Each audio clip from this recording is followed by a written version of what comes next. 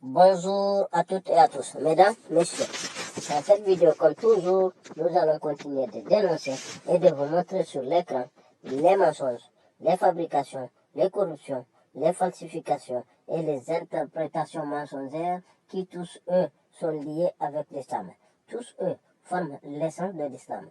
Tous eux forment l'ADN de l'islam. Et c'est tous eux qui ont fait survivre l'islam jusqu'à nos jours. Mesdames, Messieurs, dans cette vidéo comme la précédente, nous allons voir un seul verset du Coran. Et ce verset n'est rien d'autre que le verset 59 de la sourate 33. Et il s'agit, c'est de quoi s'agit? C'est le verset qui est à la base de couvrir les femmes. C'est le verset qui est la base de couvrir les femmes. Donc, en tout cas, si vous demandez un musulman, avec le minimum de savoir, il va vous citer le verset 59 de la sourate 33. Et donc, que tout est sorti de là.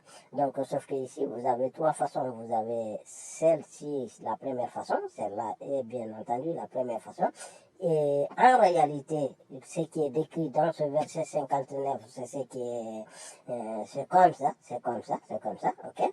Donc, vous avez ensuite cette deuxième tenue, cette deuxième mode, cette deuxième façon, donc, qui aurait débuté à partir de 1924, vous avez cette façon. Voilà, c'est à partir de 1924 qu'on a commencé à imposer ceci. Et donc, après, vous avez en dernier cette autre tenue, cette autre mode qui a débuté, qui a commencé qu'à partir de 1984. Ici, c'est 1924, ici, c'est 1984.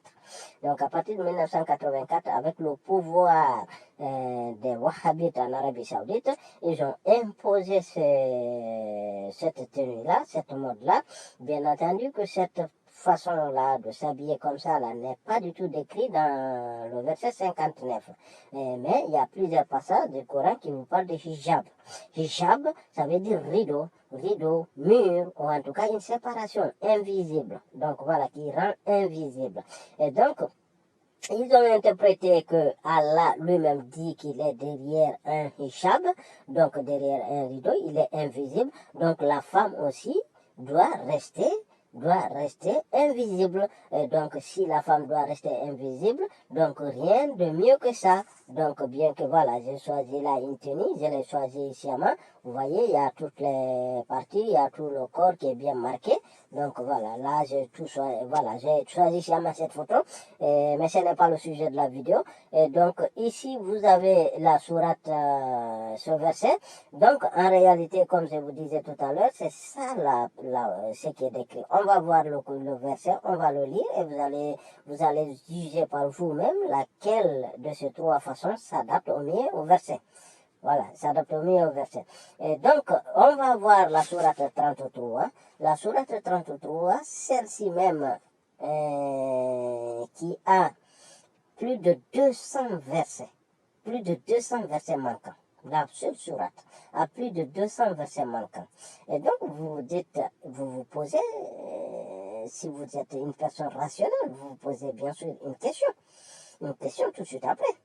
Si la seule sourate, il en manque plus de 200 versets, est-ce que le contenu de cette sourate doit être pris en compte? Donc, toutes les recommandations, toutes les obligations, tout le contenu de cette sourate devrait être éliminé, supprimé, radié du Coran. Pourquoi? Parce que s'il en manque, qu'est-ce qui nous garantit que ces obligations, ces recommandations de ces passages ne sont pas des ajouts, ne sont pas des choses qu'on a adossées ici pour servir quelque chose et qui ne serait pas divin. N'est-ce pas? Donc ici, vous avez cette seule sourate. Parce que c'est dans cette sourate que vous avez les 16 faveurs, les 16 privilèges de Muhammad. C'est-à-dire, parmi ces 16 privilèges, vous avez tous, eux, soit ils sont sexuels ou ils sont pour sa poste. C'est-à-dire, soit pour son sexe ou pour sa poste. Et ça, nous le connaissons maintenant en 2021. Et les gens qui pensent ainsi sont généralement des dictateurs. Voilà, c'est qui sont là pour leur poche et pour leur sexe. Et donc là, on nous dit que c'est Allah qui aurait donné ses faveurs à un prophète, à son prophète. Donc ça, je vous laisse analyser et arriver à une conclusion de votre côté. Donc, Et vous avez la même, c'est parmi ces faveurs-là, vous avez un qui est très spécial. Vous avez celle qui dit que si Mohammed voit le visage d'une femme, et qu'il arrive à aimer celle-ci, si celle-ci est mariée, le mari doit divorcer immédiatement et laisser sa femme à Mohammed. En tout cas, c'est laisser. Même, voilà, ce n'est pas pour que Mohammed baise avec celle-ci. Parce que le mot employé en arabe, c'est bien entendu nikah. Et non pas pour mariage. Nikah veut dire baiser. Et donc là, d'où vous vous dites que c'est plus rationnel, c'est plus logique que cette autre tenue. Parce que si vous avez un homme ici, il est au pouvoir. Et donc, s'il est au pouvoir, il dit que son Allah, son Dieu, dit que s'il voit le visage d'une femme, le mari doit divorcer. Donc, si les deux s'aiment, ils vont s'accorder. Eh bien, tu sais ce qu'on va faire. Moi, je t'aime à toi, j'aime pas à ce prophète. Donc, ce qu'on va faire, c'est simple. Je vais me couvrir, comme ça, il ne voit pas. Donc, vous voyez, donc là, ce serait plus logique, c'est plus justifié que toutes les femmes soient comme si, ainsi. Mais, après la mort de celui-ci, parce qu'on dit que ce sont des privilèges uniquement réservés au prophète. Donc, si le prophète est mort, donc cette tenue ne devrait plus être valable, ne devrait plus être portée. On est d'accord, cette tenue devrait, parce que voilà, c'est lui qui a ce privilège-là, il est décédé, il est mort. Donc, ce n'est plus d'actualité. Vous voyez?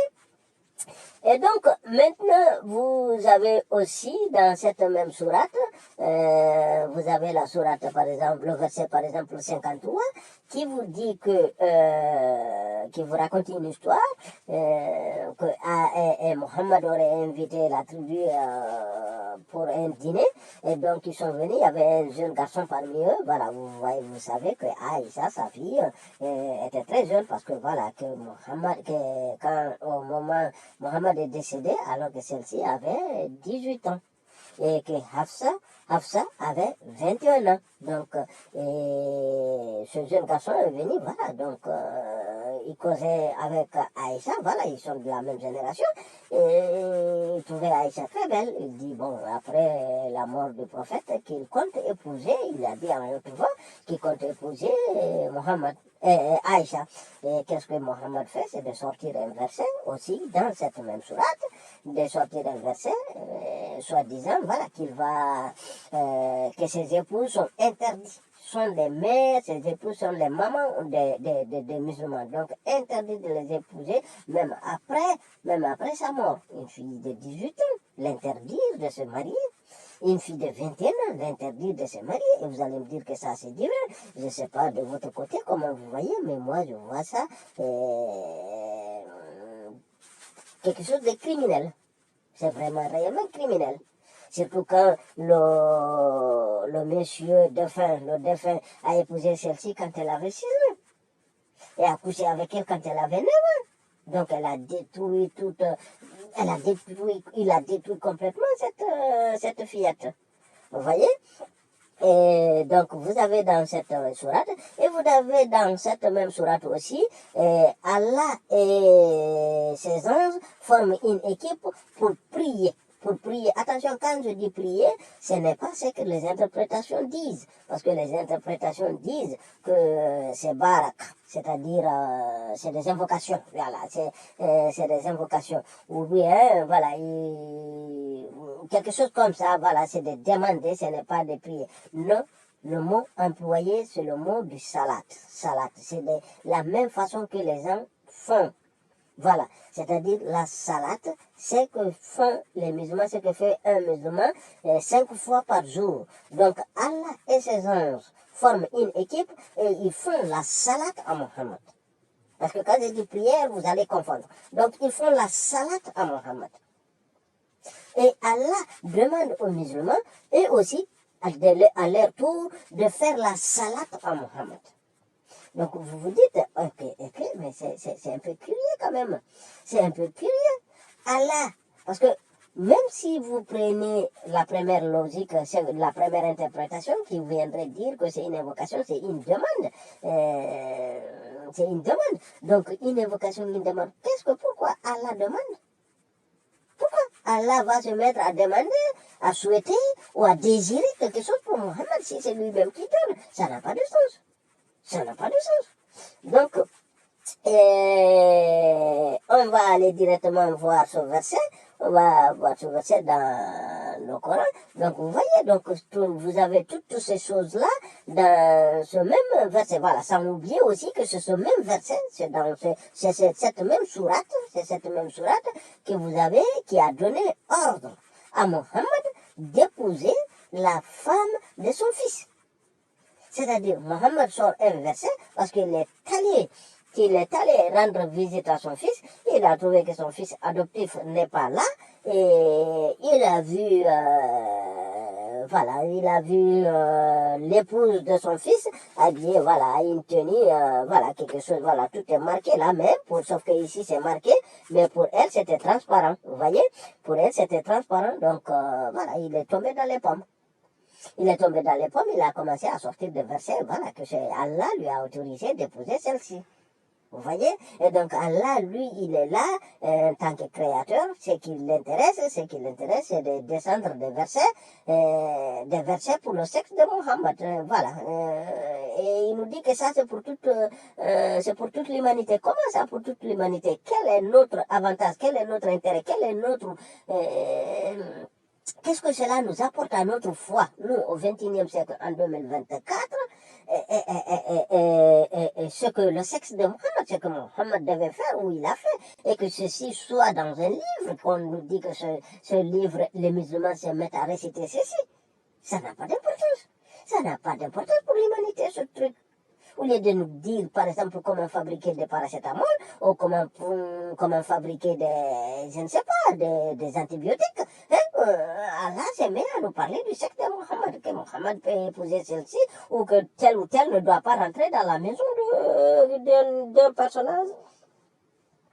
d'un personnage qui serait mort plus de 1000, 2000, 3000 et des milliards d'années, parce que le monde ne va pas finir. Vous voyez? Ça n'a pas de sens. Ça n'a pas de sens. Donc, mesdames, messieurs, on va aller voir maintenant le verset en question et vous allez voir la corruption, vous allez voir la falsification, comment on a détourné, on a tout fabriqué. On a tout fabriqué.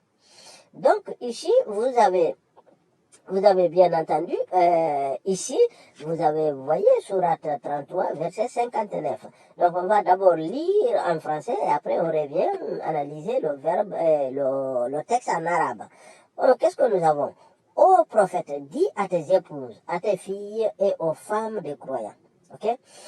Et aux femmes des croyants, de ramener sur elles leur grand voile. Donc, vous voyez, donc regardez, hein, de ramener. Donc là, c'est de ramener. Donc, regardez s'il vous plaît. Donc, regardez cette image. Qu'est-ce qui est en accord, d'après vous, d'après ce qu'on vient de lire, hein? Qu'est-ce qui est en accord avec ce verset? Hein? De ramener sur elle. Donc, c'est de ramener, c'est pas, voilà. Donc là, vous voyez, c'est quelque chose que tu dois déposer. Donc, c'est cette façon-là. Ce qui est décrit dans le Coran, c'est cette façon, et non pas celle-ci, à plus forte raison de l'autre. Donc, parce que là, c'est dit ramener, de ramener, vous voyez? Donc, c'est pourquoi je vous dis, c'est celle-ci. Donc là, vous voyez, elle est bien, voilà, voilà, ok? Maintenant, on continue notre lecture, de ramener sur elle leur grand voile. Donc, grand voile, vous voyez que celle-ci en blanc, et une chose que j'ai pas commenté là, ici. Donc la différence entre la plus grosse différence entre les deux, c'est blanc et noir. Donc là vous voyez noir. Et donc pourquoi ça aussi noir? C'est à partir de 1924 qu'on s'est accentué sur les hadiths. Et les hadiths, vous avez plusieurs hadiths qui vous disent que la femme naît en tant que diable, sous la forme d'un diable, et elle grandit sous la forme d'un diable, et elle va mourir sous la forme d'un diable. Donc, en quelques mots, qu'est-ce que cela veut dire? Que la femme est née diable, elle grandit diable, elle va mourir diable. Et donc, si nous sommes nés d'un diable, si nous sommes nés d'un diable, donc nous sommes tous des diables. Parce que nos mamans, Allah nous dit que c'est des diables. nos mamans, Allah nous dit que c'est des diables. Donc nous sommes des diables. Nous sommes tous des démons. Nous sommes tous des démons. Nous sommes tous des satans. Ok? Donc Allah dit que la femme naît sous la forme d'un satan, elle grandit sous la forme d'un satan, elle meurt sous la forme d'un satan. Donc nous sommes tous des satans. Nous sommes tous, toute l'humanité est des satans. Mohammed lui-même est un satan. Vous voyez? Et donc, qu'est-ce qu'ils ont? Donc, ils ont associé, comme vous le savez, quelque chose de noir avec tout cela. Et donc là, quelque chose de noir avec tout ce qui est mal, tout le mal. Et donc, on a pris maintenant, on a tendance maintenant à partir sur le noir. Donc, c'est pourquoi on a changé du blanc vers le noir. Donc tout ça, c'est pour vraiment, voilà, c'est pour associer le noir au mal. C'est pour associer le noir au mal. Et la femme est considérée comme un mal, un satan. La femme est satan. Donc nous sommes tous des satans parce que nous sommes tous nés d'une maman, d'une femme. Et donc ici, on revient dans notre verset. Et qu'est-ce que nous... Donc, elles seront plus vite. Donc là, c'est une corruption de toutes pièces. Plus vite reconnues. Elles seront plus vite reconnues. C'est une invention de toutes pièces. On va voir tout à l'heure, on va analyser. Et donc, éviteront d'être offensées. Allah est pardonneur et miséricordieux. Moi, je me demande bien, qu'est-ce que Allah a pardonné dans ce verset? Qu'est-ce que Allah a pardonné? À qui est-ce que Allah doit pardonner dans ce verset? À la femme? Aux agresseurs? Ceux qui viennent offenser? Ou pourquoi? À qui réellement? Parce que si Allah nous dit qu'il est pardonneur, donc il pardonne parce qu'il y a un seul qui commet un mal ici. C'est celui qui offense.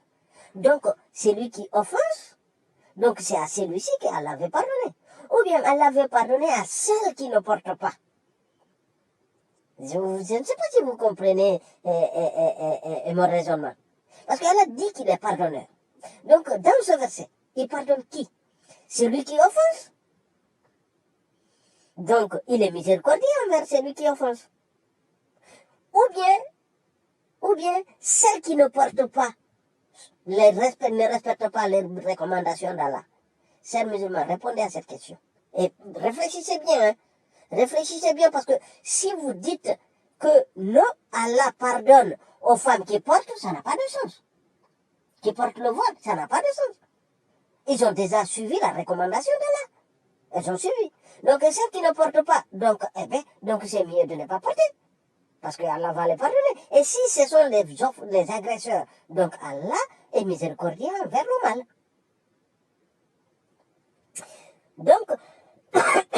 Donc maintenant, on va analyser ce texte en arabe.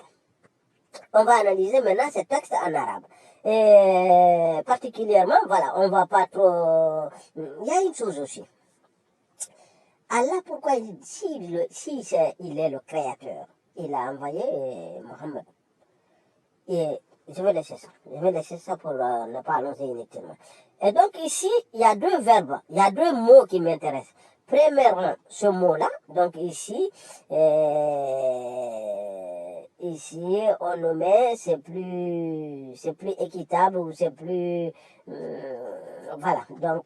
Donc là, ici, c'est plus équitable. Donc là, en français, on nous met plus vite. Ok? Plus vite reconnu. Donc, vous voyez, soit plus vite reconnu et plus équitable, ok? Plus optime, ok? Les deux, il y en a un qui ment. Mais là, juste, on se base sur la traduction de ces deux-là. Il y en a un qui ment. Donc, parce qu'ils ne sont pas d'accord, c'est pas la même chose.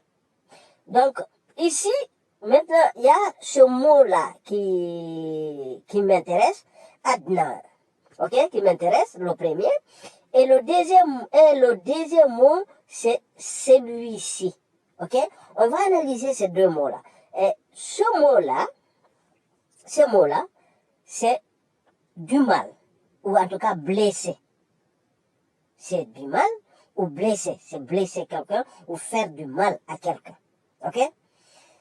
Et cet autre-là, ici. Donc, non, mais attendez, on va d'abord traduire excusez-moi, on va traduire le verset. Je vais enlever le mode avion. On traduit le verset, et comme ça, vous allez voir. On va traduire le verset, il est là. Ok? On va le traduire. Donc, on traduit ce verset, bien sûr. Hein, hop. Vous voyez bien hein, que c'est le même verset que j'ai choisi là. Voilà, c'est le même verset. Ok, vous voyez 33, 59. On va le traduire. On va le traduire. Voilà, il y a deux traducteurs. On va voir les deux traducteurs, ce qu'ils disent. Donc, on va prendre celui de Google en premier. Ok. Ô prophète, dis à tes épouses, à tes filles et à tes femmes de rabattre, ok, voilà, bien sûr, ok, sur elles, une partie de leur manteau, ok, afin qu'elles soient plus probablement. Un divin qui parle de mot probablement. Vous voyez, ça pose problème. Un Dieu qui parle d'une probabilité. Et après, qu'est-ce que nous avons ensuite? Voilà, qu'on leur fasse du mal. Ok. Donc, le mal. Maintenant, on retourne, bien sûr, on va maintenant prendre l'autre traducteur, le deuxième traducteur, on va voir qu'est-ce qu'il nous dit aussi. Voilà, donc là, le deuxième traducteur, donc celui-ci, qu'est-ce que nous lisons là? Ici, nous lisons directement, ok, qu'elle soit plus probablement reconnue. Ok, qu'elle soit plus probablement reconnue. Voilà. Donc les deux parlent, voilà, d'une probabilité. Ok. Donc maintenant, on va prendre les deux mots, les mots qui m'intéressent. Ok. Je vous ai dit tout à l'heure, hein, vous vous rappelez, je vous ai dit tout à l'heure que le mot qui m'intéresse, c'était le premier, c'était Adna, le premier là. Donc on va le traduire. On le traduit.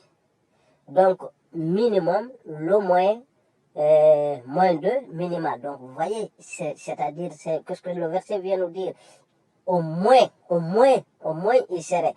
Donc, moi, ça me pose problème, mesdames, messieurs. Parce que la traduction, on parle de moins, mais en français, on nous dit plus vite reconnu. Ok? Plus vite. Vous voyez? C'est-à-dire, là, on parle du moins, on nous parle du maximum. Là où il est réellement indiqué quelque chose, le minimum, c'est-à-dire, c'est une probabilité, comme le texte le traduit, comme les deux traducteurs nous l'ont traduit, c'est une probabilité. Donc, on nous parle d'une certitude. Une probabilité, on arrondit, on remplace la probabilité par une certitude. Donc, ça, c'est une corruption.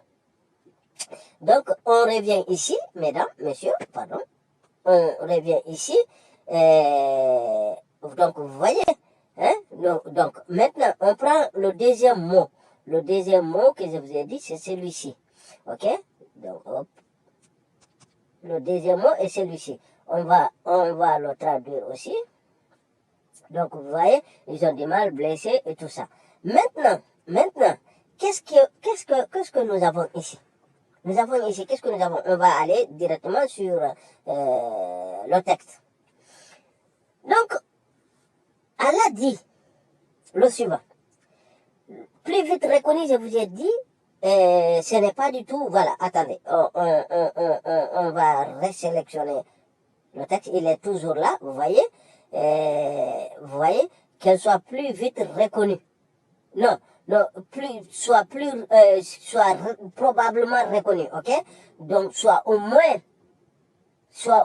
reconnu, C'est-à-dire, qu'est-ce que le texte en arabe, qu'est-ce qu'il vient nous dire? Que si les femmes font une différence entre elles, et les femmes musulmanes des croyantes, entre elles et les esclaves, que Allah donne l'autorisation d'agresser, par ce verset, qu'Allah donne l'autorisation d'offenser, par ce verset, qu'Allah donne, que Allah encourage de blesser, ainsi que les femmes non croyantes, c'est-à-dire les femmes qui ne croient pas à Allah. Donc Allah donne l'autorisation de les offenser, de les blesser. Donc Allah dit qu'il veut au moins protéger, c'est-à-dire au moins, ça c'est au moins, elles seront reconnues au moins, puisque Allah n'a pas d'autre possibilité de protéger celle-ci. Allah n'a pas d'autre possibilité de protéger celle-ci. Donc Allah dit au moins comme ça, voilà, donc au moins comme ça, voilà, vous serez reconnus, au moins. Donc c'est au moins elles seront reconnues. Elles non pas plus vite reconnues, non plus, c'est plus recommandé ou c'est plus équitable. Non, ce n'est pas du tout ça. C'est au moins elles seront reconnues, au moins elles seront reconnues. Et donc là, moi, ça me pose problème. Et dans cette analyse, c'est que nous allons voir. Regardez. Vous partez dans les pays développés. Dans les pays développés. Même dans les pays non développés de nos jours. Ce n'est pas ce verset qui protège les femmes qui ne se couvrent pas. Ce n'est pas ce verset qui protège les femmes qui ne font pas ça. Mais c'est plutôt les lois des pays. C'est-à-dire, les êtres humains, les nations, les peuples, ont fait des lois pour interdire, pour punir tout agresseur, toute personne qui va agresser physiquement, verbalement, à une femme, pour quelque raison que ce soit, sera punie. Et donc, en faisant cette loi, les nations ont pu empêcher des agressions. Vous avez des femmes qui sont comme ça. Vous avez des centres naturistes, des personnes qui se prennent même comme ça, sans des habits, mais ils ne sont pas agressés. Vous partez dans l'Amazone, vous avez des personnes qui sont nues. Et ça fait pas, voilà, il y a même en Afrique, dans certaines zones, que les gens, voilà, ne se couvrent pas trop.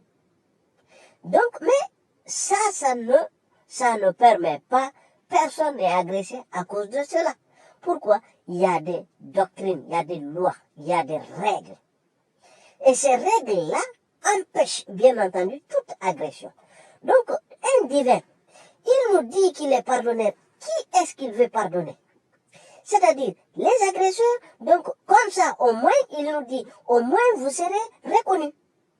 Il n'y a pas de facilement, il n'y a pas de probablement, il n'y a pas tout ça. Comme ça, au moins, vous serez reconnus. C'est tout ce que ça dit, le texte. Donc, au moins, vous serez reconnus. Donc, pourquoi? Au moins, parce que, voilà, j'ai pas d'autre solution. Voilà, c'est un être humain qui parle ici, c'est pas Dieu. C'est pas Dieu. Au moins, portez ça, au moins, vous êtes reconnus. Voilà. Ça, c'est un être humain qui parle. Ça, c'est pas des expressions divines. Non. Donc, Allah pouvait dire le suivant. Regardez, on va formuler ce verset. Dit, on va formuler complètement. On va formuler complètement ce verset. Ô prophète, transmets à tes épouses, et non pas dit, transmets à tes épouses, parce que si c'est Allah qui dit de transmettre, donc dit, c'est-à-dire, c'est lui qui dit, il transmet à tes épouses, à tes filles et aux femmes des croyants, de ramener sur, voilà, tout ce comme ça, ok? Non, même pas, on enlève tout ça parce que ça n'a pas lieu là je me suis trompé. Mentionne à tes épouses, à tes filles et aux femmes croyantes, des croyants, que elles ont la liberté de s'habiller comme elles veulent. Car quiconque, n'importe quelle personne, quiconque va leur causer du tort, ira en enfer. C'est-à-dire, la même façon que Allah a interdit le cochon, de ne pas manger du cochon. Ne mangez pas. C'est pas le cochon qui est venu se plaindre à Allah pour ne pas qu'il soit mangé. Mais c'est Allah qui a dit de ne pas manger. Et les musulmans, majoritairement, ils blaguent avec tout, mais ils ne mangent pas de cochon. Même ceux-là qui ne pratiquent pas du tout, pas du tout l'islam, ils ne mangent pas de cochon. Pourquoi? Parce que Allah dit de ne pas manger du cochon. Donc Allah pouvait tout simplement dire, ne vexez pas les femmes. Ne regardez pas les femmes avec un besoin sexuel si elles ne sont pas vos épouses. Ne regardez pas les femmes avec de besoins sexuels si elles ne sont pas vos épouses.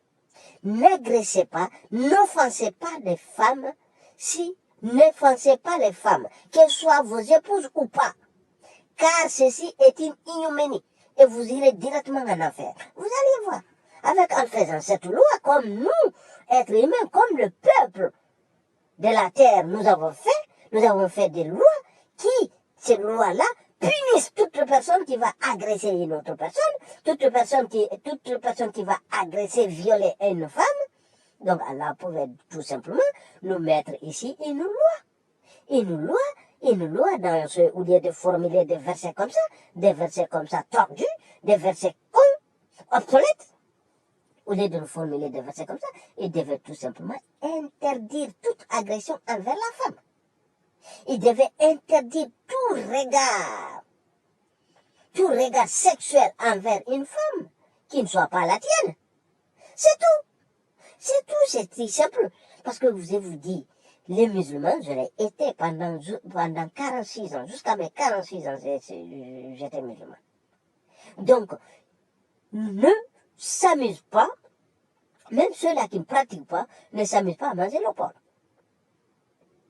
Pourquoi? Parce que c'est écrit. Donc Allah pouvait tout simplement mettre une loi qui interdit aux musulmans, qui interdit aux humains, Donc ça prouverait qu'il est divin. Donc la dernière partie, il est pardonneur et omniscient. Mais à qui est-ce que Allah avait pardonné? Ici, dans ce verset, dans ce contexte. Parce qu'il dit de ramener de dire à celle-ci de ramener l'air pour éviter qu'elle soit offensée, agressée, blessée, violée. Ok? Donc pour éviter cela, Allah n'a pas d'autre moyen, ne peut pas mettre une règle, une loi, comme il a interdit le cochon, qui interdit d'offenser, d'agresser une femme. C'est simple, non? Parce que c'est ce que nous les humains nous avons fait. C'est ce que nous avons fait. Donc maintenant, Allah dit, au moins, elles seront reconnues. Et ça va éviter qu'elles soient agressées. Mais non pas, c'est pas Allah qui va éviter. Donc parce qu'elles sont reconnues, voilà, elles ne vont pas être agressées. Ça, c'est pas tordu, ça. Et donc Allah qui va pardonner? À qui est-ce que Allah va pardonner dans ce verset? L'agresseur? Qui? Spécialement. Qui? L'agresseur ou bien qui? Donc, mesdames, messieurs, pour ne pas allonger inutilement la vidéo, on va arrêter ici la vidéo. Et donc, comme vous voyez, l'islam, c'est pour vraiment des ignorants. Quand ils ignorent, quand ils ne réfléchissent pas. Et toute personne, si on te prive de ta pensée, si on te prive de ta logique, si on te prive de ton analyse, tu es plus qu'un paquet, tu es plus qu'un objet, tu es plus qu'un élément. Tu es pire qu'un élément, tu es pire qu'un objet. Réellement, tu es une pièce. Tu es une pièce vide. Et c'est ce qu'on a fait avec les musulmans. C'est ce qu'on a fait avec les musulmans. Ne pensez pas, ne réfléchissez pas, parce que lisez-moi ce texte-là. Lisez-moi ce texte-là, il est mal. Donc, une sourate qui manque beaucoup vient donner des règles comme ça. Et ces règles-là, comme vous voyez dans cette photo, ici dans cette image, donc c'est cette façon-là qui est décrite. Dans le verset nous avons lu, c'est cette façon qui est décrite. Et donc ni celle-ci n'est décrite dedans, et ni l'autre là-bas. À plus forte raison celle-là. Donc c'est des adaptations. On a importé une culture arabe qu'on veut imposer, qu'on veut imposer à alimenter tout entière. Et c'est ce qui est inacceptable. Votre culture, c'est pour vous. Donc, de la même manière qu'on condamne les Occidentaux d'aller répartir leur civilisation, leur pensée, leur façon de voir le monde partout dans le monde, Les Arabes ont fait la même chose. Et ils sont sur la voie de faire la même chose. C'est leur prétention, c'est leur intention.